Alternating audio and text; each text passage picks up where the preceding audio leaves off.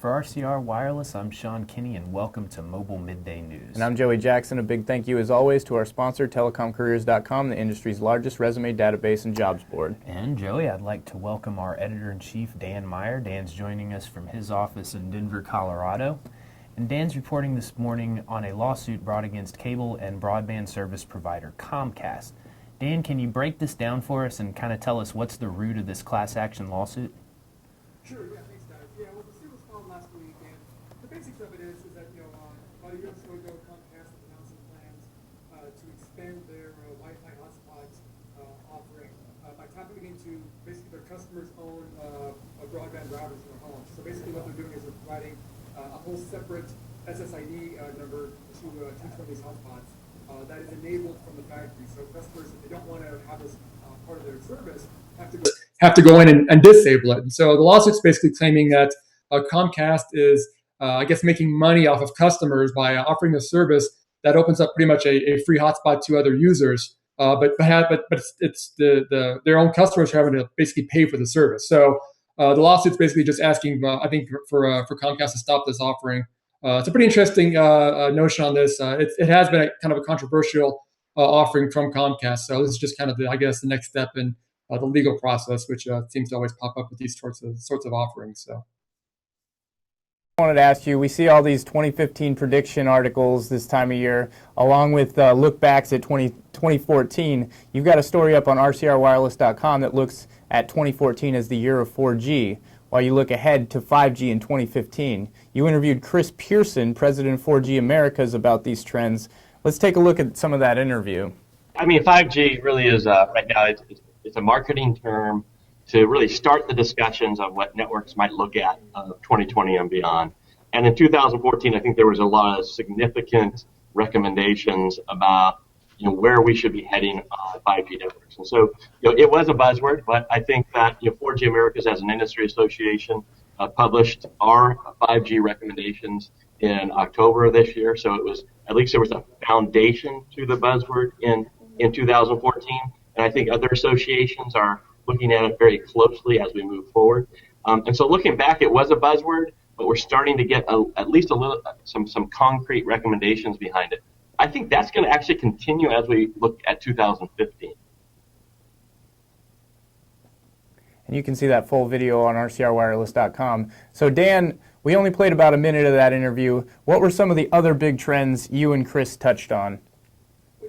Well, yeah, obviously, like from that video, what it showed, we touched a bit on the 5G aspect of things, which it's always great to talk to Chris Pearson at 4G Americas on that topic, because he's, it seems like one of the few people in the industry who realizes that 5G is not going to be something that's going to be happening tomorrow or even the day after tomorrow. So we talked a bit about that, looking at kind of the 2020 timeframe for 5G. But we also talked a bit about, the evolution of 4G and LTE during 2014.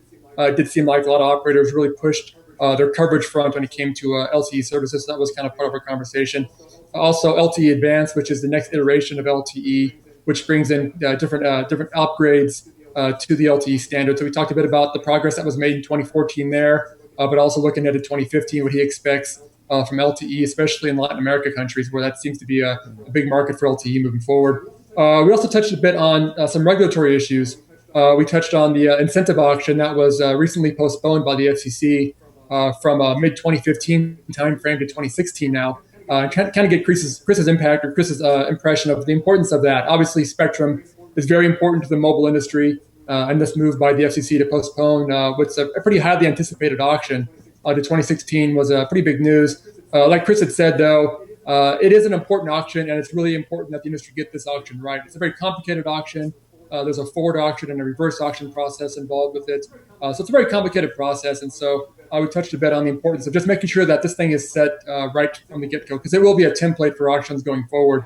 And then we also touched a bit also on the move in 2014 towards virtualization. NFV and SDN were two big keywords that kind of propped up in 2014, and just kind of talked a bit about the importance of virtualization towards for mobile operators. And looking ahead to 2015, Chris had mentioned that he thinks virtualization will just continue to be an important step for mobile operators as they look to gain more efficiencies out of their mobile networks. So again, quite a few topics there. I think it's about a 20-minute interview, but we touched on quite a few subjects there during the talk. All right, and Dan, now Joey, we talk a lot about online privacy is something we talk a lot about, and data security.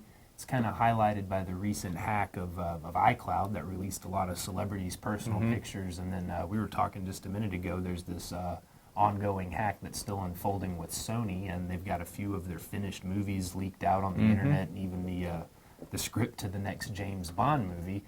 Now we're hearing more about that privacy issue with drones that are apparently able to hack Wi-Fi passwords and even listen in on phone calls and read text messages. That's a little scary. Two former Air Force friends have built in their garage a drone equipped with the tech to drive all of that snooping capability. In a nutshell, the new drone's equipped with multiple antennas designed to pick up on cellular signals, Bluetooth, and Wi-Fi. Wow. All right. Now, Dan, if I were to use a drone to listen in on your phone calls, and trust me, we're working on that, would I be shocked or just bored to tears?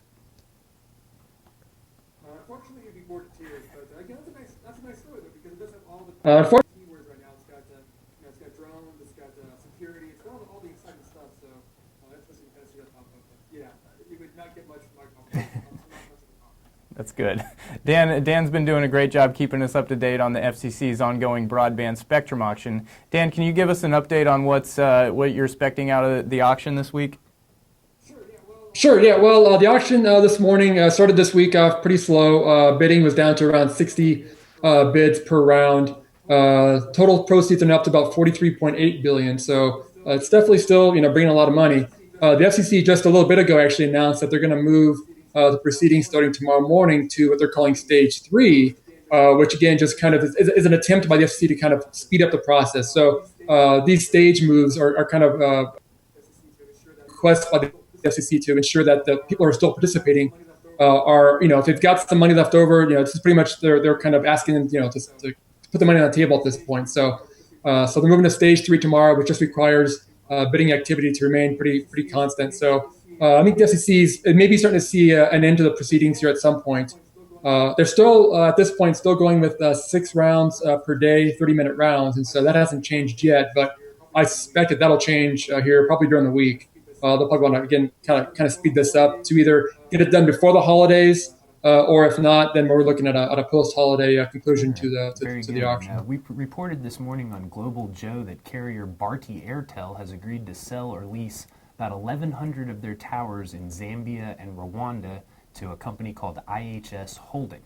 The New Delhi Times out of India reporting that the Bharti deal is worth an estimated $180 million to $200 million. The 10-year renewable deal, which is still subject to regulatory approval, will expand IHS's Africa holdings to more than 21,000 towers in 5 countries.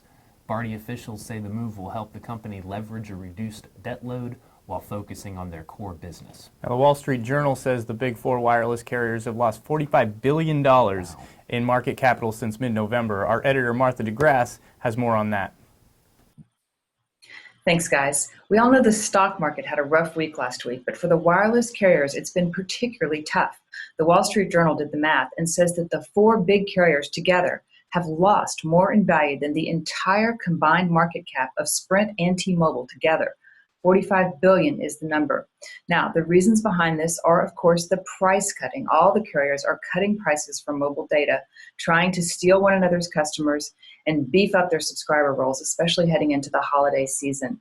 All the carriers are impacted by this. Verizon actually came out last week and said that price competition is going to take a bite out of profits more than likely. T-Mobile is also impacted by this. That company is trying to raise $1 billion through a preferred stock offering. Lower stock prices are going to mean they'll have to give away more equity to get the money that they need. Investors are also wondering how this is going to impact the equipment vendors that sell to the carriers. We are hearing that the equipment orders continue. It makes sense. The carriers are buying spectrum. They're spending to acquire customers. They need to build out that spectrum to serve those customers. So, spending money to buy spectrum, spending money to acquire customers, spending money on equipment, it all means less flowing to the bottom line. And that's what investors are worried about today. Back to you. All right, so that's some good information from Martha right there. And we've all heard about the Oculus Rift as a complement to the video gaming experience. Now a new app called Runtastic is using the virtual reality headset to enhance indoor workouts. Runtastic allows a user to get fit in more interesting virtual locales while also providing real-time hovering stats that track your workout. Jay, I get to demo the Oculus Rift a few weeks ago at a show in Las Vegas. It wasn't Runtastic, but it was the whole virtual reality immersive experience, and the technology is dynamite. It's really impressive, but that headset, it got a little hot in the 4 minutes that I used it standing still. So it seems a little cumbersome too. I'm kind of having a hard time imagining, knocking out a 5K on a treadmill with a headset on my head strapped to a computer. So. It'll work your neck out more than anything, it seems like. Right. Well, we'll see how that goes. In policy news, Verizon is throwing its support behind an appeal by Microsoft to reverse a federal court's decision that allows the U.S. government to access to customers' email information stored overseas. The case does not involve Verizon or any of its customers, but Verizon is joining the fight with other companies such as Cisco, eBay, and Hewlett-Packard, who believe this is an unlawful overreach by the U.S. government. The companies argue that the contents of private emails belong to the customer, not the provider. They also claim that the U.S. is overstepping its bounds by demanding information that is protected by the laws of other countries. In this case, Microsoft stored data in Ireland, whose Minister of Data Protection said governments who seek to obtain information in other countries should comply with local laws. All right, and that'll do it for us here at Mobile Midday News. We always want to thank our editor-in-chief, Dan Meyer, for joining us, and a thank you to Martha DeGrassee for that special report. And a big thank you to our sponsor, as always, telecomcareers.com. Join us back here tomorrow for Global Joe.